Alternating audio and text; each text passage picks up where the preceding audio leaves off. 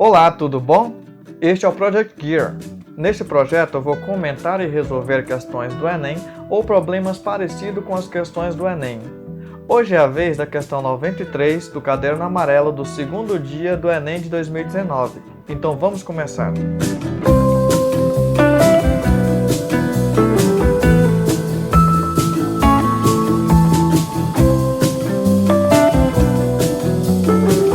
No primeiro período do enunciado, temos: em 1808, Dalton publicou seu famoso livro intitulado Um Novo Sistema de Filosofia Química, do original A New System of Chemical Philosophy, no qual continha os 5 postulados que serviam como alicerce da primeira teoria atômica da matéria fundamentada no método científico. Antes de continuar, eu gosto de expressar minha admiração pelas questões do Enem.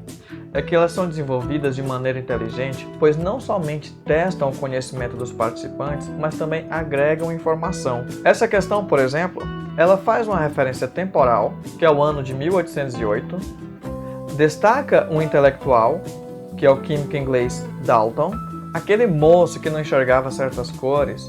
Inclusive, esse problema de visão se chama daltonismo em sua homenagem. Existe até um teste famoso. Pessoas não daltônicas enxergam o número 74 nessa imagem. Em seguida, o enunciado apresenta a obra de Dalton, A New System of Chemical Philosophy. E por fim, destaca uma grande contribuição do autor com esta obra, a primeira teoria atômica da matéria fundamentada no método científico por meio de 5 postulados. Veja só, esses postulados são numerados a seguir. Postulado 1. A matéria é constituída de átomos indivisíveis. Postulado 2. Todos os átomos de um dado elemento químico são idênticos em massa e em todas as outras propriedades. Postulado 3. Diferentes elementos químicos têm diferentes tipos de átomos. Em particular, seus átomos têm diferentes massas. Postulado 4. Os átomos são indestrutíveis e nas reações químicas mantêm suas identidades. Postulado 5. Átomos de elementos combinam com átomos de outros elementos em proporções de números inteiros pequenos para formar compostos. Aqui eu abro um parênteses para reforçar que a primeira teoria atômica que se tem registro foi proposta na Grécia Antiga. De fato, eu cito 3 filósofos gregos antigos que eram atomistas: o filósofo Leucipo, o seu discípulo Demócrito e Epicuro, o sábio filósofo grego, criador do epicureanismo.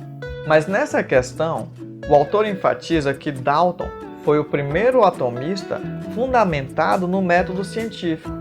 Aí você deve estar se perguntando, o que é esse método científico? Foi Galileu quem propôs que qualquer teoria só deve ser aceita quando fundamentada pelo método científico. Ou seja, a teoria só vale quando condiz com resultados experimentais. Até aqui, a questão apresentou informações. Ou seja, se você participante não sabia de nada disso, já está no lucro só em ter lido essa parte do enunciado, pois lhe agregou conhecimento. Aí a questão termina com o seguinte trecho. Após o modelo de Dalton, outros modelos baseados em outros dados experimentais evidenciaram, entre outras coisas, a natureza elétrica da matéria, a composição e organização do átomo e a quantização da energia no modelo atômico. É com esse arremate que a questão vira o jogo e testa os conhecimentos do participante. Mas antes de responder essa questão, eu vou comentar sobre o modelo de Dalton e apresentar alguns modelos atômicos que foram propostos posteriormente.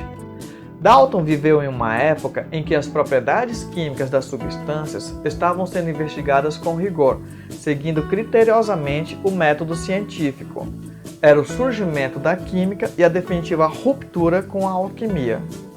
Naquela época, já eram estabelecidas 2 leis fundamentais das reações químicas, tais como a Lei da Ação das Massas, de Lavoisier, de 1772, segundo a qual, nas reações químicas, nada se constrói, nada se destrói, tudo se recombina. E a Lei das Proporções Definidas de Proust, de 1799, que diz que, em uma reação química, as massas das substâncias guardam uma proporção fixa. Com isso, Dalton imaginou o átomo como bolinhas extremamente pequenas, porque até aquele momento as reações químicas eram as únicas interações atômicas e moleculares conhecidas. Os 5 postulados davam conta dos fenômenos químicos conhecidos até então. Quase um século depois, em 1897, o físico inglês Thomson descobriu a primeira partícula elementar, o elétron. Com essa descoberta, ele ganhou sozinho o Prêmio Nobel de 1906.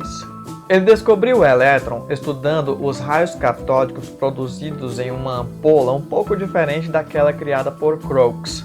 Utilizando um ímã, ele pôde mostrar que o elétron é uma partícula extremamente leve e que possui carga negativa.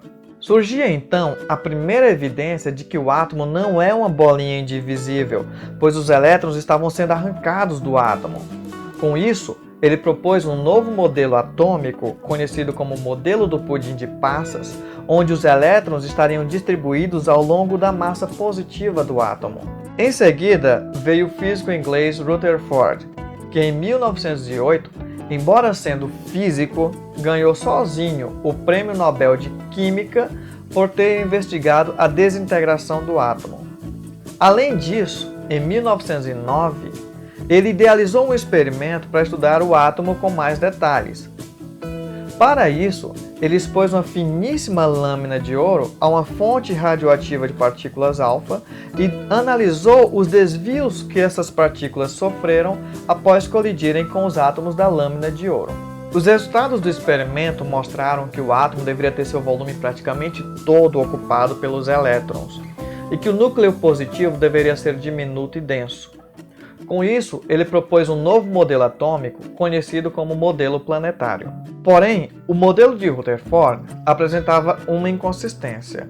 Sabemos que partículas carregadas como elétron não podem se sustentar permanentemente em órbita.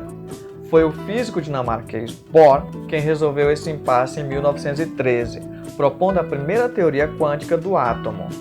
Por causa da elaboração dessa teoria, ele ganhou sozinho o Prêmio Nobel de Física em 1922. Em seu modelo atômico, Bohr postulou que os elétrons devem ocupar órbitas bem definidas e que a absorção ou a emissão de energia só pode ocorrer durante a transição dos elétrons entre orbitais. Com esses postulados, Bohr foi capaz de calcular coisas incríveis, como o tamanho do átomo de hidrogênio e as cores de luz que ele emite. Acontece que átomos isolados emitem luz de cores bem discretas, ou seja, não é como o Sol que emite luz de todas as cores. E sabemos disso graças ao experimento da decomposição da luz, que foi analisado pela primeira vez por Newton, a partir da refração da luz do Sol por um prisma. A luz do Sol é branca e se decompõe nas cores de um arco-íris. Mas a luz de átomos que formam um gás puro, por exemplo o neônio, não é branca.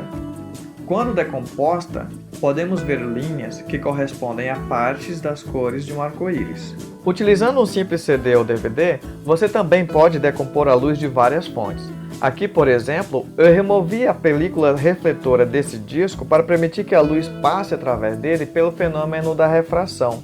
Por causa das inúmeras ranhuras nesse disco, a luz se decompõe pelo fenômeno da difração. Veja que essa luz branca, por exemplo, se decompõe em um espectro contínuo. Por outro lado, a luz proveniente de um tubo de gás neônio se decompõe em apenas algumas linhas espectrais.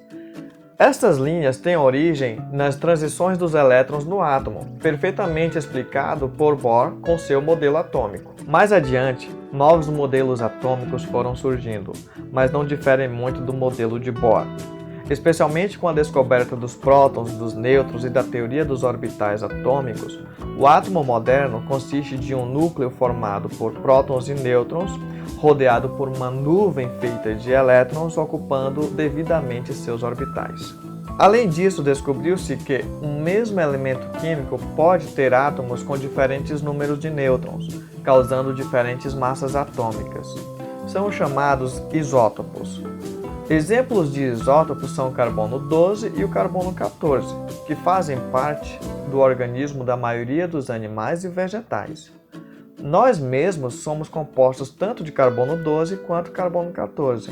E só para constar, o carbono 14 é radioativo. Sim, isso significa que nós somos radioativos.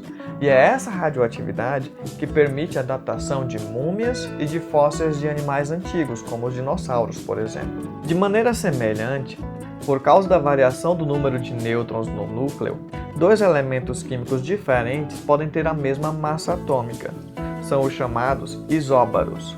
Exemplos de isóbaros são o carbono 14 e o nitrogênio 14. Bom, vamos parar nossa pequena revisão por aqui. Já temos o suficiente. Vamos agora retornar à pergunta da questão. Com base no modelo atual que descreve o átomo, qual dos postulados de Dalton ainda é considerado correto? Como acabei de explicar, com a descoberta do elétron, Thomson derrubou o postulado número 1 do modelo de Dalton. O postulado número 2 foi derrubado com a descoberta dos isótopos. O postulado 3 foi derrubado com a descoberta dos isóbaros. O quarto postulado foi derrubado com a descoberta da radioatividade. Portanto, sobra o postulado 5, que realmente se mantém firme no atual modelo de átomo. Portanto, a resposta correta é a letra E.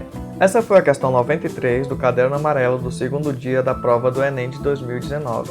Se você gostou desse vídeo, ajude curtindo e compartilhando.